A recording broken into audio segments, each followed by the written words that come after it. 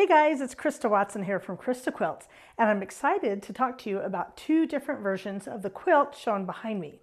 The pattern is called Surplus Strips, and as the name implies, it's made from extra 2.5-inch strips, or you can use brand new 2.5-inch strips as well. It's really easy to pair up fabrics. Just grab your strips and some background and you're really good to go. This colorway behind me, I have a gray background, and then I'm also going to show you what it looks like in a white background. Now, I love making the same pattern more than once because I like to test out different fabric combinations and different quilting plans. And what I want to share with you is a couple tips and tricks on how I quilted both versions of this quilt. On this one behind me, I did more of a modern geometric design, and on the white version, more of a traditional, kind of a softer design. So anyway, let's take a look and you can decide which design you like the best.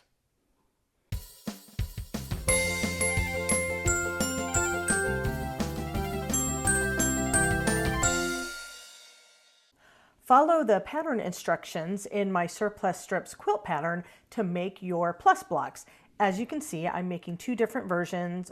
First, I made the quilt top that had the white background, and then I moved on to the gray background. But I love to use my design wall to organize and arrange the blocks in a pleasing order. I'm going to show you first how I quilted the gray version using a blending thread from my Piece and Quilt Neutrals collection. And I want to do a fun modern design that I call squares and triangles in an edge-to-edge design. As I'm doing the actual stitching, I start on the right-hand side of my quilt and I just focus on one block area at a time, stitching the design all over in lots of different directions. Some people like to actually start quilting in the middle of their quilts, and that's totally fine. But for me, I'd rather work my way from the right towards the center of the quilt because it's much easier to handle the bulk that way. So whenever I free motion quilt an edge to edge all over design on my quilt, there's a couple things to think about. First of all, I am using just a regular sewing machine. My machine happens to have a nice large throat space of 10 inches so that I've got lots of room to shove and squish the quilt under the machine. The other thing is I'm using a specialty free motion foot made to fit my machine. Now, I am just free motion quilting this freehand. My machine does include a stitch regulator, but I usually don't use it because I learned how to quilt without it. However, my feed dogs are dropped, and so I am stitching in any direction depending on how fast or slow I push the quilt under the machine. It takes a little bit of practice to get the hang of it.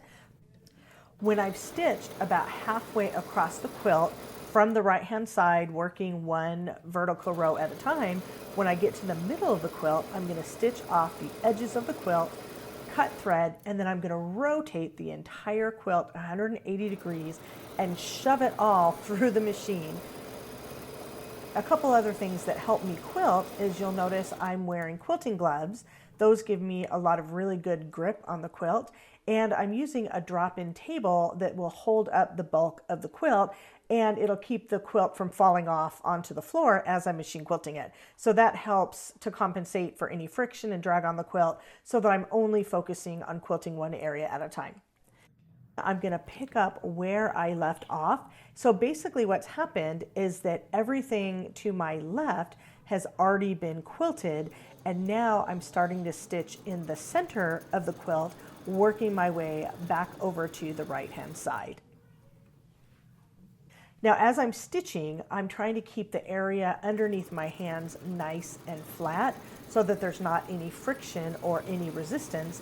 And then the area around my hands is kind of where I can scrunch it and smush it.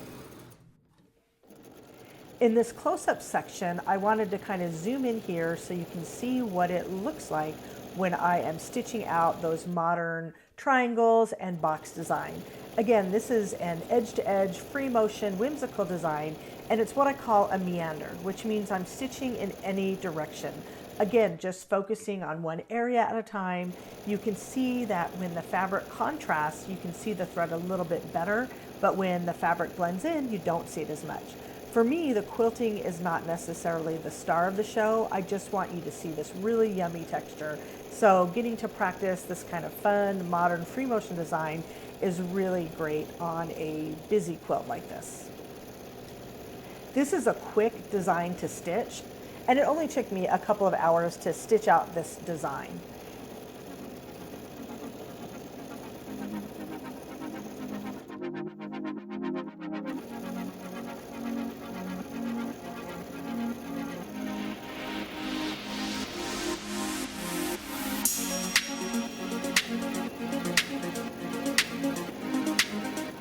Here's a little close-up where you can see that fun triangle and square design a little bit better.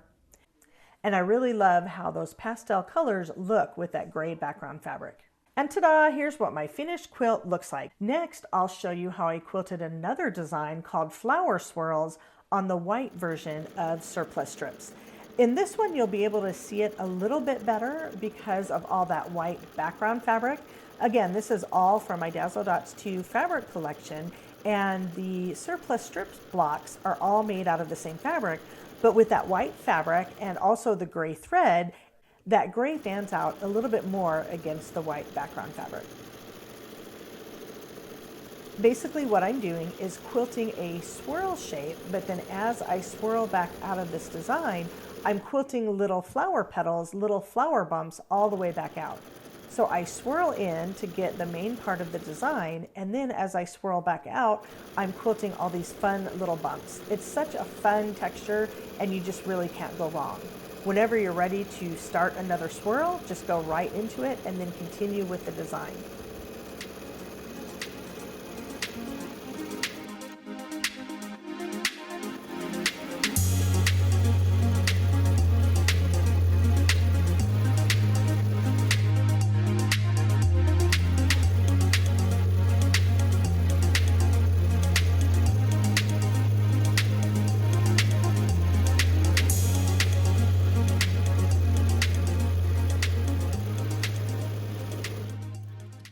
Now let me show you what it looks like from another angle where you can see me pushing the entire quilt.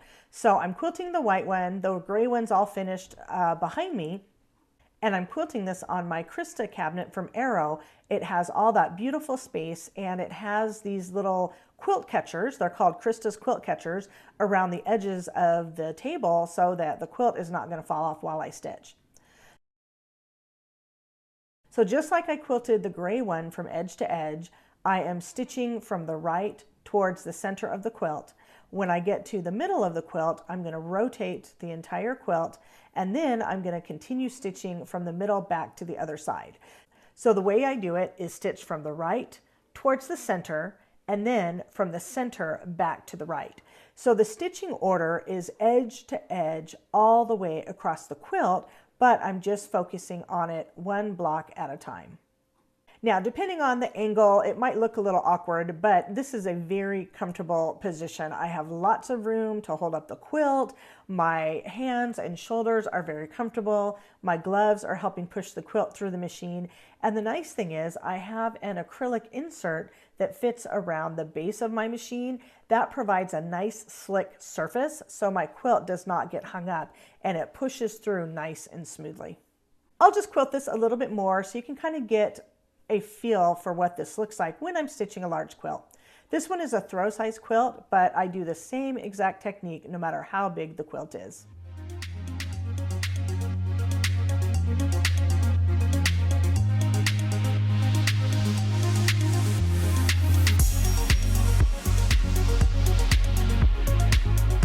A little bit more of the detail quilting of those fun spiral flowers. Again, this is kind of an anything goes design.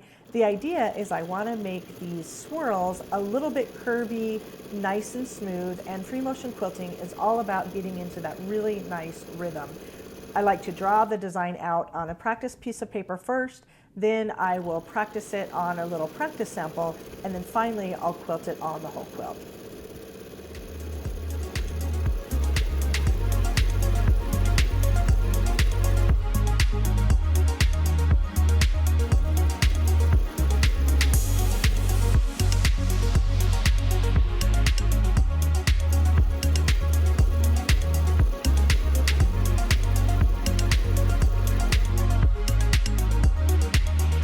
Here's all that yummy swirl flower texture. I used an extra block as my label on the back, and I just love how you can see all that yummy texture. I took some beauty shots of both of the quilts on a sunny day in my backyard, and I'm really pleased with how these quilts turned out. Now, weren't those fun? Both of these quilts are made from my fabric called Dazzle Dots 2. I also have a Dazzle Dots collection, and depending on when you're watching this video, it may or may not still be available, but regardless, you can use any pre-cut strips that you like, or even scraps from your stash. Now, if you do want to take a look and see where the fabrics come from, be sure to check out the description box. There's links for information about the pattern and all sorts of good stuff. So I hope you enjoyed that one, and let me know what questions you have, because I love to cheer you on in your quilting efforts. Until next time, happy quilting!